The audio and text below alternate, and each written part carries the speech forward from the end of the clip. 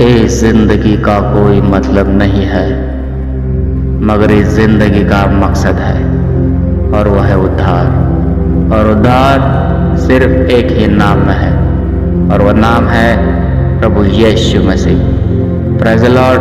मैं हूं विजय सूर्यवंशी और आप सभी को प्रभु यीशु मसीह के प्यार में सलाम करता हूं। और यह समय है वचनों पे मनन करने का और प्रार्थना करने का।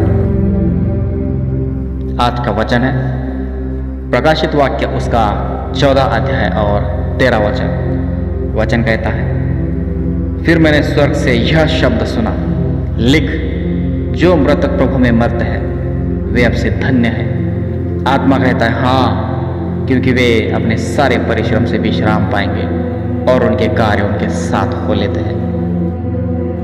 मेरे प्यारे भाई और बहनों, वचन के अंत में अगर हम देखते हैं तो यहाँ पे मनुष्य के कार्य के बारे में परमेश्वर बातचीत कर रहा है। उनके कार्य, उनकी जिंदगी भर के कार्य, जो कुछ कार्य है, यहाँ पे कर्तव्य के ऊपर बात हो रही है। जो यूहन्ना को ये बातें परमेश्वर बता रहा था कि अंत की बात क्या है, अंत में क्या होगा। अंत में उसके साथ कोई नहीं जाएगा, मनुष्य के साथ में अंत में कोई नहीं जाएगा।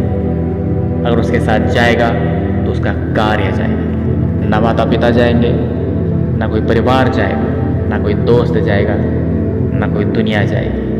अगर उसके साथ जाएगा तो उसका कार्य जाएगा, उसका कर्तव्य जाएगा, जो भी जिंदगी भर उसने किया है वो जाएगा। आगे बढ़ते और एक वचन की तरफ। वचन कहता है प्रेरितों के काम उसका 5वां अध्याय और 29 वचन। वचन कहता है, तब पतरस और अन्य प्रेरितों ने उत्तर दिया, मनुष्य की आज्ञा से बढ़कर परमेश्वर की आज्ञा का पालन करना ही हमारा कर्तव्य है। मेरे प्यारे भाई और बहन, जिस वक्त एक महायाजक ने उनको कुछ आज्ञा दी थी, मगर उन्होंने उस आज्ञा को धुतकार दिया, उन्होंने इनकार किया उनकी आज्ञा मानने से, क्योंकि प्रेरितों को और पतरस को पता था क्योंकि संपूर्ण जीवन का जो कर्तव्य है सिर्फ और सिर्फ परमेश्वर की आज्ञा मानना है, परमेश्वर का भय मानना। उनको ये बात पता थी। आज कितने हमारे भाई और बहन, खास करके मसीह लोगों में जब हम देखते हैं तो उनके अंदर क्या ये बात हमको समझ में आती है कि उनके जिंदगी का जो मकसद है, जो कर्तव्य है, क्या वो हमें नजर आता है? अगर किसी किसी में आता है तो ये बहुत अच्छी बात है, मगर किसी किसी के अगर जीवन में वो करते हुए नजर नहीं आता तो ये बड़ी भयानक बात है। आज इस बात को हमको समझना पड़ेगा। ये समय है आज इस बातों को समझने का, और इस समय को यूं ही गवारा ना जाने देना, क्योंकि जब हम इस दुनिया में आंखें बंद करेंगे वो आखिरी दिन कभी ना कभी तो आएगा, मगर उस दिन आपके साथ में कोई नहीं जाएगा। अगर जाएगा तो आपके साथ में आपके कर्म जाएंगे, आपके कार्य जाएंगे। जो भी जिंदगी में आपने कमाया, जो भी किया, उन सब बातों का वहाँ पे हिसाब होगा, मगर वो जो कमाया वो यहीं पे रह जाएगा, मगर आपके सिर्फ काम आपके साथ में आएंगे और उसी कामों के बदले में परमेश्वर आपका न्याय करेगा।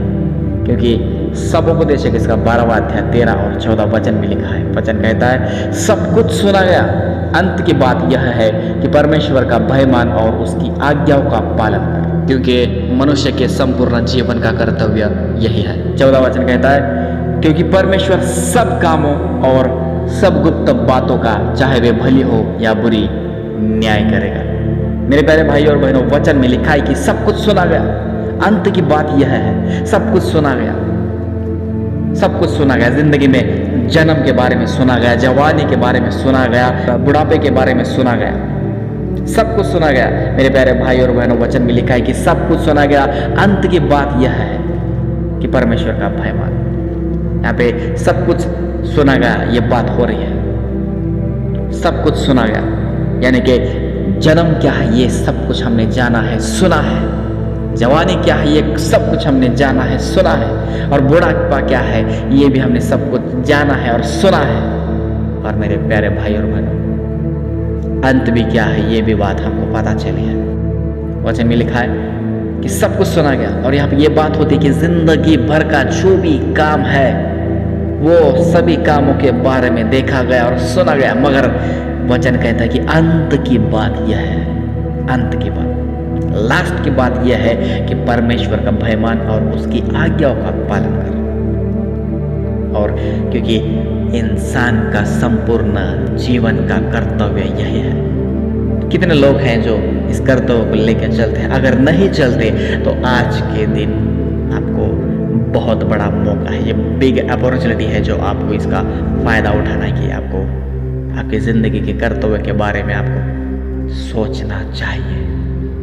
क्योंकि एक दिन आएगा जब आप उस न्याय के सामने, जब खुदा बाप के सामने जब खड़े रहोगे, तो वहाँ पे सिर्फ और सिर्फ आपके कर्मों का हिसाब होगा। और उस कर्म में अगर आपका कर्तव्य नहीं होगा और जो परमेश्वर के राज्य में परमेश्वर के आज्ञाओं के अनुसार अगर हम नहीं चले, तो परमेश्वर का वचन कहता है कि चाहे गुप्त बातें हो, चाहे भली बातें हो या चाहे बुरी बातें हो, सभी बातों का परमेश्वर न्याय करेगा।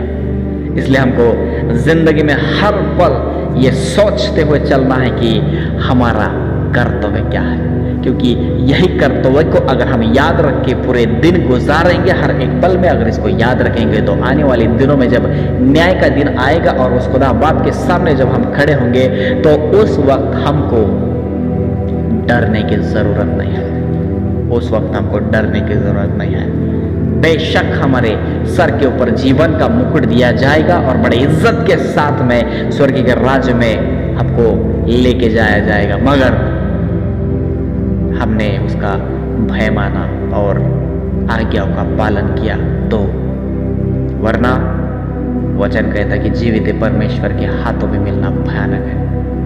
इस बात को याद रखना मेरे प्यारे भाई और बहनों, और दिल की हर धड़कन चलती हर सांस में परमेश्वर का सिर्फ और सिर्फ भय और उसकी आज्ञाओं का पालन होना चाहिए, तभी जाके हम सर्वकालिक जीवन में प्रवेश कर पाएंगे। और ये हमारी जिंदगी की जंग सिर्फ और सिर्फ उस स्वर्ग के राज्य में यानी कि सर्वकालिक जीवन में प्रवेश करने के लिए है। आशा करता हूँ इस वचन के द्वारा आपको आशीष मिला होगा। आइए हम प्रार्थना करते हैं, और प्रार्थना करने से पहले मैं एक बात जरूर कहना चाहता हूँ कि अगर आपको कोई आपके आत्मिक जीवन में कठिनाइयाँ और परेशानियाँ हैं, तो आप हमें स्क्रीन पे दिए हुए नंबर पे व्हाट्सएप पे मैसेज कर सकते हैं, ताकि हम आपके आत्मिक जीवन में उन्नति करने के लिए आपकी सहायता कर सकें। आइए हम प्रार्थना करते हैं। और अगर आपको ये वीडियो पसंद आया है तो इसे सब्सक्राइब ज़रूर करना, लाइक शेयर और कमेंट ज़रूर करना, क्योंकि परमेश्वर का वचन रुकना नहीं चाहिए। आइए हम प्रार्थना करते हैं।